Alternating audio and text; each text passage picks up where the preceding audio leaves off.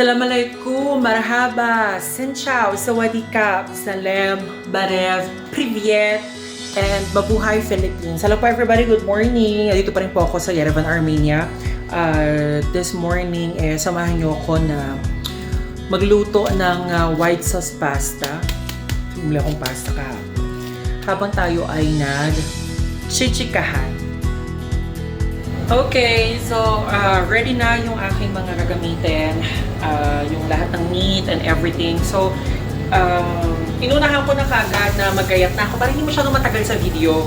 Tsaka magsa-side dish tayo ng potato. Taray, kakaano yan, kakasaan yung piso sa Pilipinas. May kinakailangan lagi ng mga pa-side dish. Side dish na ako ng potato. Yung potato dito, abutan ko yan pagdating ko dito sa apartment. Tapos, eto na rin, nagayat na rin ako ng mga bawang sibuyas. Yung bawang, medyo baka in a few days, magkukulbot na siya. Kasi, hindi ko to masyado nagagamit dito. Kasi usually nga, yung mga food na binibili ko galing labas, mga luto na. Tapos usually, initin ko lang dito sa lutuan, dito sa apartment. So ngayon, magluluto ako kasi parang gusto ko naman tumikim ng white sauce pero ayoko bumili sa labas kasi wala akong pera eh. Yun lang pala yun. Wala akong pera tsaka lang pa kasi manlilibre. Chares. So, free-night ko sweet potato dito sa mantika ng mga meat na binibili ko sa labas tapos pag pinito ko dito nagmamantika siya ng bongga. So, ganun ang eksena. So, sa white sauce ko, meron akong bawang, ang sibuyas ko ay puti, tapos chili flakes, tapos meron ding extra virgin olive oil, tapos meron na rin ako dito na cinnamon powder para lang medyo mabango-bango siya, no? Tsaka, di ko alam kung ano to, taklan din sa mga lagayan dito, paprika powder, paminta, and syempre, yung salt. So, ipiprito ko lang itong itong parang hotdog nila dito, pero hindi mo siya matatawag na hotdog, dili meatloaf. So, ipiprito ko siya. Tapos siya, nung pandemic na, nag-start na ako nun, kasi yung naging boss ko dati, dinala ako sa bahay nila sa Lancaster, sa Imus Cavite. Tapos, nag-iisip ako ng way kung paano ko kikita. Kasi laman kasi ng drawer ko dati, 2,000 pesos na lang talaga. So parang, wala, pandemic, so paano? Walang trabaho, nag-stop, everything. Bago mag-pandemic, kaya naging gano'n na lang yung ipon ko. Kasi nagpa-tiles pa ako ng bahay. So parang 50,000 plus yung ginastos ko para papatiles ng bahay ko. Ngayon, nag-pandemic, yung boss ko, napanood ako, nagla-live ako, kanta-kanta. Tapos, naghingi ako ng tip sa Gcash. Ngayon sabi niya sa akin, malungkot siya sa bahay mo, dito ka na lang sa amin, ganyan. So, itinawid ako nila from Lancaster, tumawid sila ng Silang. So, parang, ang ginawa nilang sistema, nagbibigay sila ng mga, tawag dito, essentials na mga alcohol, sa mga bantay, para lang maitakas nila to. Ngayon, oo, alam kong bawal yun, pasensya na, pero hayaan nyo na, tapos na naman ng pandemic. Kaya nakarating ako ng Lancaster. Tapos, yung misis ng boss ko, ay nagagawa siya ng nagbe-bake siya ng mga kasaba, ganon. So ginagawa ko, mina-market ko yon. Tapos ang kinikita ko sa bawat tab ng kasaba, 20 pesos. So parang kasi ako na dati na kumikita ko sa isang araw ng 80 pesos. Minsan kapag nakakailan tab ako, 120 pesos. Yan. So, yun na yung naging ipon-ipon ko. Tapos hanggang sa nakaipon-ipon ako, kinukulit ko na lagi yung boss ko, magluto ka madam, ima-market ko siya, ibebenta ko siya dito sa Lancaster, ima-market ko siya, ganyan. Tapos noon, rin sila, nagbebenta rin sila ng alak, binibili nila sa hindi mabilhang tindahan, kukunin nila, tapos ibebenta nila yun dun sa subdivision kung sino gustong bumili, patago nilang binibenta. So, hayaan nyo na, tapos na rin naman, di ba? Para hindi nyo ginawa yung gano'ng eksena. So, ngayon, eto na nga. So, sabi ko, sir, magsasama din ako ng pera ko dyan para yung isang kahon, kikita pa rin ako doon. So, kumita hanggang sa nagkaroon ng sariling pera, tapos sabi ko, gusto ko nang umuwi ng bahay, tapos yung product ng Contessa, kumuha ko sa order ng Contessa, ng mga rejuvenating, dinala ko ngayon dun sa Silang, tapos binibenta ko siya, tapos tutubuan ko siya ng 20 or 40, hanggang sa lumaki ng lumaki. Tapos, aside from doon, nag-ano rin ako na yung boss ko naman, na owner din ng comedy bar sa Tagaytay, nagkaroon siya ng mga pabiyahe, pasakay, mga pa-travel na mga from Manila, gusto umuwi ng Bicol, sasakay sa van niya. Ang isang tao ay 2.5. So sa 2.5 na yun, 500 kagad ang ano ko doon, 500 kagad ang sa akin doon, 2,000 para doon sa boss ko. Eh ngayon, minsan nakakapapasakay ako ng 4, 6, so magkano kagad yun? 1,000, 1,000, ay no. Sa 2.5, 250 lang pala ako doon. Sorry. 250 lang pala ako doon.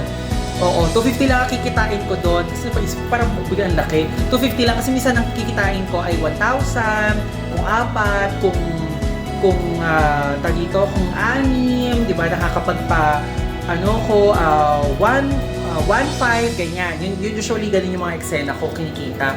Tapos nagla-live din ako, na kumakanta ako sa Facebook. Tapos meron akong nakarating din yung mga videos ko sa Japan, na may nanood sa akin ng mga Filipino sa Japan.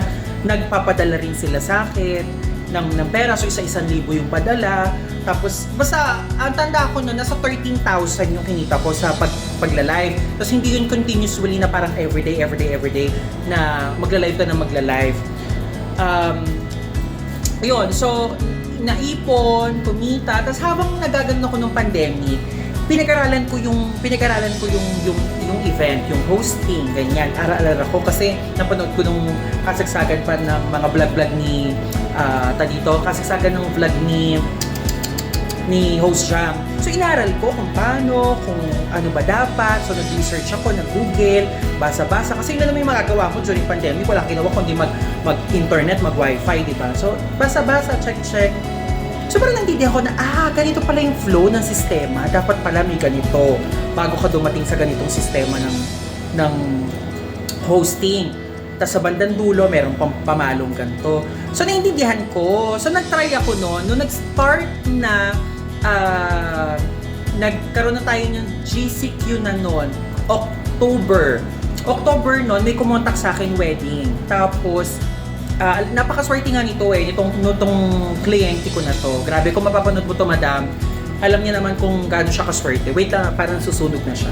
Ayun, binaliktad ko lang kasi baka masunog siya. So yun na nga, yung unang-una kong kliyente nung nagkaroon ng GCQ, wedding siya. Tapos 30 packs lang sila sa Shakey's yun, sa Carmona. Tapos, ang gamit ko pa noon, Bluetooth speaker, tanda-tanda ko Bluetooth speaker, tapos binenta ko lang sa kanya sarili ko noon ng 2,000. Kasi sabi ko, malaking pera ng 2,000 for pandemic, di ba? So wala ka namang gagawin, hindi ka rin naman makakabili, hindi ka rin naman makakagala pa ng bongga. So usually talaga mag-iipon ka na mag-iipon kasi ang kailangan mo lang talaga may food resources ka lang sa bahay, di ba? So nag-start doon. After noon, may kumuha sa akin ulit na birthday. Tapos 15 packs lang sila, October pa din yun. So ibig sabihin, nakadalawang event ako ng October kasi ang pinapayagan lang nun, sa labas kayo, alfresco siya, tapos 30 packs lang ang pwede, face mask, face shield. So yun din, ganun din eksena. Tapos Bluetooth speaker din ako doon. After nung November, nagbaba na sila. Nung November, nakawalo na ako noon. December, meron na ako noon. Hanggang sa nagtuloy-tuloy na siya. So from 2,000, nag-up na ako ng 3,500. Nag-up na ako ng 4,000, 5,000, ayan na. Hanggang sa umabot na ako ng 7,500, 10,000. Tapos yung latest, 15,000, 18,000. Pag mga malalaking event, 20, 25 na solo. Tsaka depende, lalo na kung ang laki-laki ng crowd. Yung lagi ko sinasabi, pag malaki ang crowd, mas doble trabaho yung kailangan gawin, mag-isa lang. So, mas lakihan yung budget. Kasi, for sure, may budget dyan kasi ganun kalaki yung crowd. So, umabot na rin ako nagka-check-in na rin ako ng 40,000. So, yun na nga. Super swerte talaga si kliyente ko na taga Carmona na kumuha sa akin. Kasi siya talaga nagbasbas ng pag-host ko ng event. Kasi nung during nasa comedy bar ako, kailangan may kasama pa akong isa para dalawa kami na nagpapatawa sa event. Tapos wala kaming alam. Usually, ang gagawin namin, magpapatawa, iaano pa rin namin, bibigyan pa rin namin ng awareness yung tao na komedyante kami, magjo-joke kami ng kabasusan. Which is, nasa event ako, hindi ko na siya ginagawa. Kasi super duper plain, pero kaya mong pahabihin, kaya mong ikainin yung crowd. So, happy ako kasi I've learned dun sa mga bagay na inaral ko. Talagang pinukpok ko sa utak ko kasi sabi ko, naku, kailangan ko to. Wala ko kasi ibang pagkakakitaan na.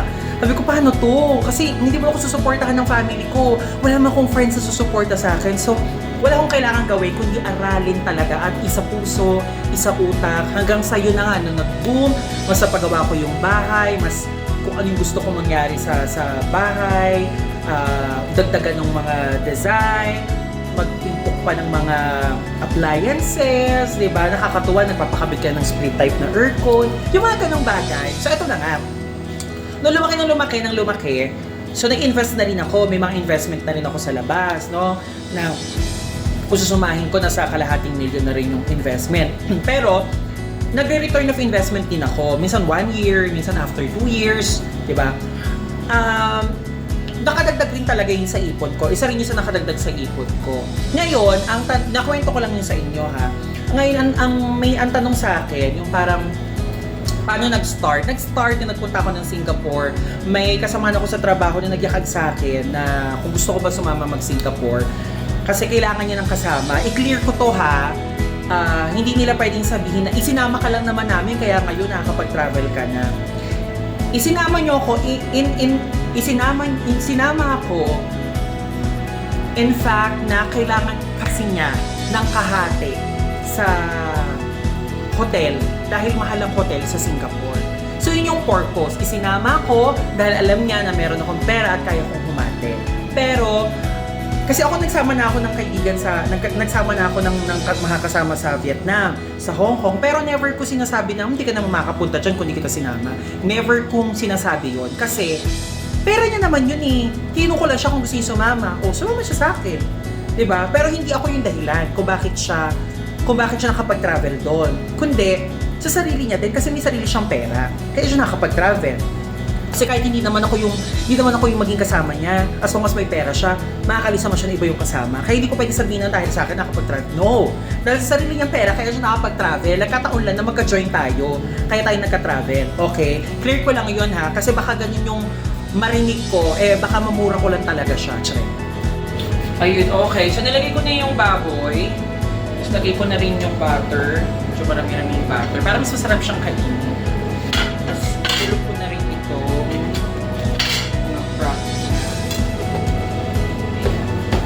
Maluto na rin siya. Maya na itong bawang siya kasi buyas. Ayun. Sama na lang kayo sa akin sa angle ng place ko. Okay.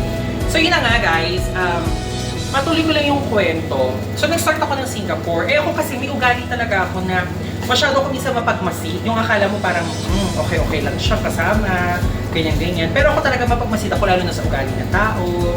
Mapagmasid ako. Nung nasa Singapore ako, inaalam-alam ko na yung ways kasi ang travel kasi namin is Singapore to Malaysia. Then Malaysia, back to Philippines na.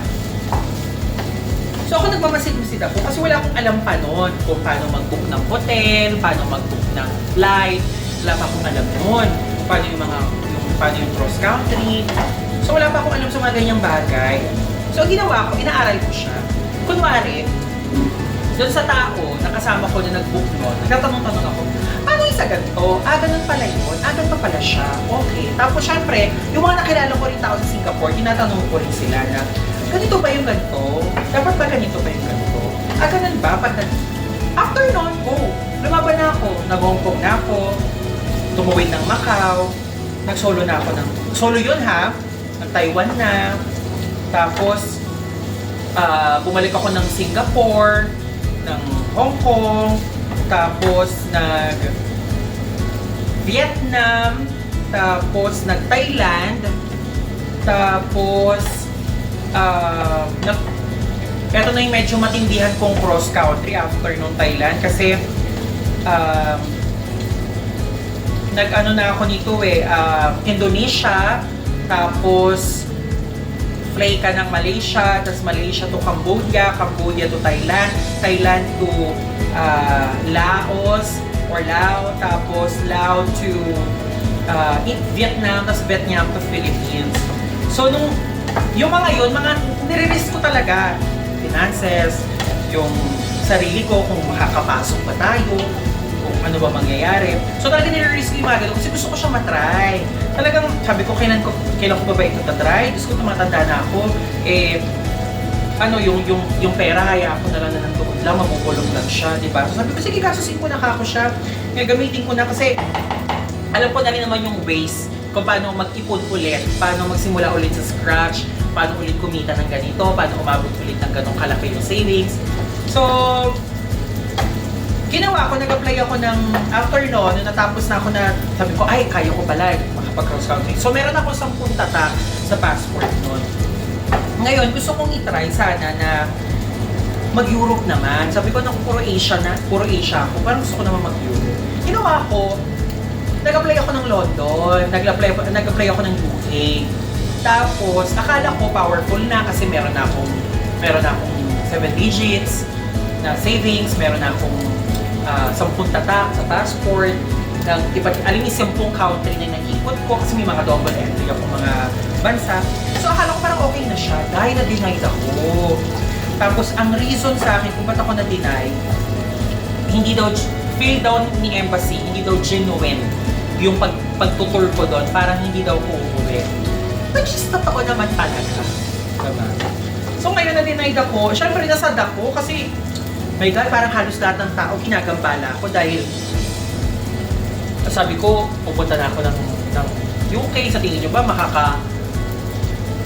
pasok ako doon? Kasi hindi, well, traveler ka naman, matututok lang. Expected ko talaga, makakapasok talaga ako. Akala ko talaga magiging okay. So, nangyari, nung na-receive ko yung passport, walang nakalagay na visa sa passport ko. After a month, walang visa na passport ko. Pinessage ko ngayon tong agency na to. Yun nga, binigay sa akin kung ano yung dahilan ng embassy. Nakakaloka no? Kumukuha pa ako ng agency na mag-aasikaso para sa akin. Magkano rin binayan ko doon, 20,000 plus, parang 20 to 23,000 plus. Ending, ano? Diba? So, syempre, masama loob ko, lulungkot din ako. Tapos, feeling ko, noong mga time na yon dapat, nasa ibang bansa na ako, naglalakad, umaarte. Sabi ko, ako, magpapabisa na lang ako ng Dubai. Ngayon, nagpabisa ako ng Dubai. Ngayon, bago ako pumunta ng Dubai, nabisaan na ako, 3 days lang, nasa akin na kagad ang approve ng visa. Ngayon, ang eksena, bago ako mag-Dubai, para lang safe ako na makakalipad, hindi ako maharang ng immigration ng Pilipinas, nag-Thailand ako. So, nag-tour muna ako ng Thailand, ilang araw, tapos nag-Sri Lanka, tapos eto na, nag-Dubai na. Dapat 1 month lang ako sa Dubai kasi plano ko after ng Dubai, punta ako ng Morocco, tapos doon ako mag-iintay kasi meron akong application din ng pa-Italy. Nag-apply na din ako, nagbayad na rin ako ng 180,000 na nasa Pilipinas pa ako, hinintay ko siya. So sabi ko, ay mag-iintay ako kasi ang usapan naman, 3 to 4 months lang naman eh. 1 month ako sa Dubai. Tapos sabi ko makapag-Morocco. Ngayon nag-Dubai ako, ang dami kong takot, ang dami kong anxiety kasi gawa nga ng transgender ako. Maraming bawal, maraming hindi mo pwedeng gawin. Ultimo, tumingin ka ng eye to eye sa Emirati, hindi talaga pwede siya, haram siya. So maraming haram na, my God, hindi ko ma-enjoy yung pagiging bakla ako talaga dito, nakakaloka. Ultimo, pagdadamit ng ganito, ay, bahay lang. Pag sa kalsada, no. Mapupulesya ka talaga. Made-deport ka talaga. So, eksena, yung bango ha, yung bango niya. Bakit ako nasa inyo nangyayari? Papunta na siya ng sisig talaga. Kasi baboy yung ginamit ko eh. Tapos may mga yung hotdog na dito sa Armenia. Ngayon, tapos ang bango-bango ng butter. Masarap pala talaga pag butter gagamitin. Lagyan na natin siya ng cinnamon powder. Para medyo, yan. Bango, may kinapay.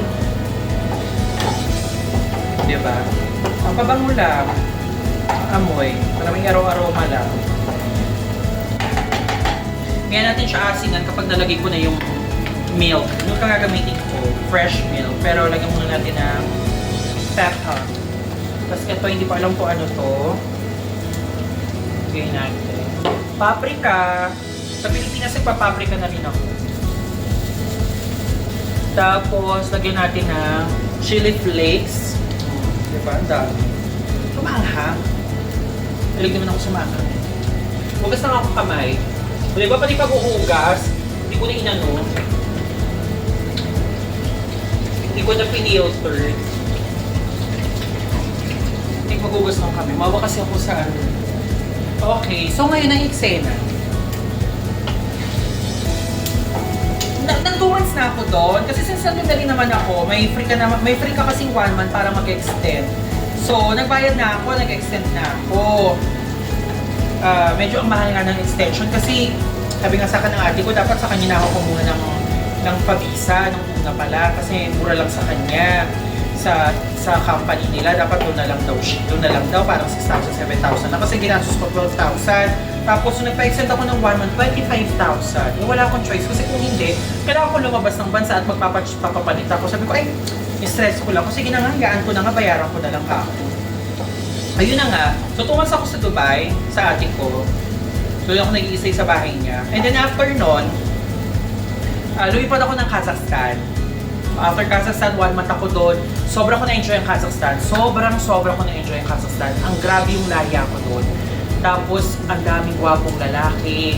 Blue eyes, ang kinis, parang prinsipe.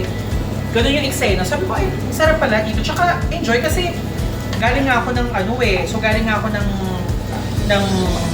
Islands of the Philippines, di ba? So, syempre, Mapuno. So, yun yung namimiss mo kasi sa Dubai, wala ka masyadong makikita ganun doon dahil share to doon. And yung mga alahalaman doon, eh talagang sila lang man-made lang siya. Ngayon, nalagyan ko naman siya. Virgin coconut. Extra virgin olive oil. So, nung nasa Kazakhstan ako, ayoko pa talaga umalis ng 1 month. Pero wala akong choice kasi 1 month lang yung free for visa ng tourist. So, nag-Kyrgyzstan ako. Pagdating mo naman ng Kyrgyzstan, Diyos ko, nakakalungkot. Kasi yung mga tao doon, hindi nila masyadong gusto yung mga turista. Hindi sila masyadong palahimik. Dahil hindi naman sila ganun talaga nakakapag-English. Tapos, ang salita lang nila doon ay Kyrgyz at saka Russian. Central Asia kasi puro second language ng Russian. So, ganun ganap. After nun, Kyrgyzstan, nag-Turkey, tapos eto na ako ngayon sa Armenia, and then next week, 1 week na lang ako dito, lipat na ako ng Albania. After Albania, so since Albania na kasi yung parang pinaka-celebration ko ng pagta-travel ko, in 1 year, naka-18 countries ako.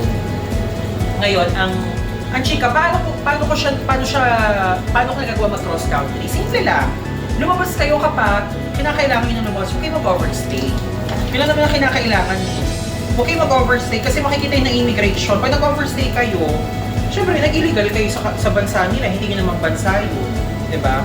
So nag-illegal stay kayo doon, kinakailangan, parurusahan kayo. Charay. Mababan kayo, yun na kayo makakabalik to. Lalo na kung nagustuhan nyo yung bansa. Diba? Kung makahanap naman kayo doon ng trabaho, edi okay lang, much better. Tingnan natin siya. Kung makahanap ng trabaho doon, much better. Pero mapapachange kayo. Pero kailangan nyo pa rin lumabas kasi papasok kayo ng tourist visa. So kailangan nyo pa rin may iba kasi ito na mismo sa loob nagpapachange, pwede hindi lumabas. Katulad ng Kazakhstan, pwede hindi na lumabas. Ngayon, paano ko nakakapag-provide? Yun nga, may ipon kasi ako. So yun nagagamit ko dito. Tapos isa pa, may mga libre yung mga nakikilala kong lokal, mga nakikilala kong turista. So, sabi ko nga hindi mo na ako ganun kagandahang bakla sa Pilipinas. Dahil dito sa ibang bansa, grabe. Alam mo yung sasambahin ka, gagawin kang prinsesa, pakakainin ka sa napaka-sosyal na 5-star na restaurant, pahigain ka sa 5-star hotel, isasakay ka sa mamahaling sasakyan. So, yung mga hindi ko na-experience sa lalaki sa Pilipinas, na-experience ko siya talaga dito. Kaya, nandun yung eagerness ko na, ay, ayoko na bumalik ng Pilipinas kasi, oo, may trabaho, pero parang hindi masaya kasi living alone ako sa Pilipinas. So, pag nandito ako sa ibang bansa, parang, ay, feeling ko hindi ako alone kasi sa sobrang dami na gusto ka makilala, makasama, ilibre ka, i-treat ka. Ganun talaga sila, grabe. So parang sabi ko, ay, dito na ako talaga. Maghahanap na lang ng work. Pero may apply nga ako ng Italy. So parang madagdagan pa yung finance, hindi masyadong maluko. Hindi masyadong magamit lahat. Dahil sobra na nga rin yung nagagamit. Kailangan ko na rin maghanap ng work, no? Habang hinihintay ko si Italy. Pero syempre, kailangan ko magpa-change ng status into resident visa na ako. Ito working visa. Para hindi na ako tourist visa kasi syempre, pag tourist visa ka, bawal ka magtrabaho. Bansa nila. Kasi turista ka. So yun lang, guys. Maya-maya maluluto na to. Nakakain na ako. Tapos, diretso ako ng live ulit. Okay, so eto na update lang. Luto na siya. Diba? Ang gusto ko mangyari, white sauce siya. Pero dahil nga sa mga nilagay ko ng mga condiments and spices and herbs, naging ganyan na yung color niya. Pero, taste ko na siya. Pure milk to. Dito sa Armenia.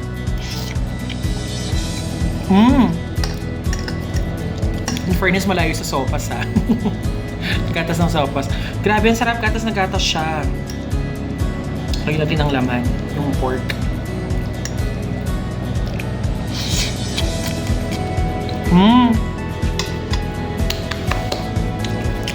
Perfect. At least, nag-crave man ako ngayon sa pasta. Sa white pasta. Wala nang libre sa ating afam. Wala kumontak sa ating afam ngayon. Dito lang tayo sa bahay nagluto. Kaya lang, at least, craving satisfied. Ayan. So again guys, kung gusto niyo po mag-travel, naku, you can enjoy your life traveling. Ang dami niyo matututunan with religion, with culture, with different kind of cuisine. And of course, kung paano namumuhay yung mga lokal sa bansa nila. Dahil napakalaki ng diferensya sa Pilipinas. Pagpunta nyo dito, pagpunta nyo ng ibang bansa, pag kinompare nyo, syempre doon tayo pupunta sa mga mas malalalang na asenso sa Pilipinas, ha? Kasi kung pupunta naman kayo sa bansang medyo taghirap din, mas sasabihin nyo, ay, masarap pala bumuhay sa Pilipinas. Pero syempre doon tayo pupunta sa mga ibang atmosphere, kultura, yung ambience, parang sasabihin sa sarili na, grabe, may ganito pa pala sa other part of the world. Masaya, masarap. Kaya, I encourage everyone, kung may ipon na at pangarap mag-travel, laban nyo lang. Pwede kayo mag-PM sa akin kung may mga katanungan kayo. Baka matulungan ko kayo regarding sa mga information sa mga bansa na puntahan ko na. Yun lang, and, mwah!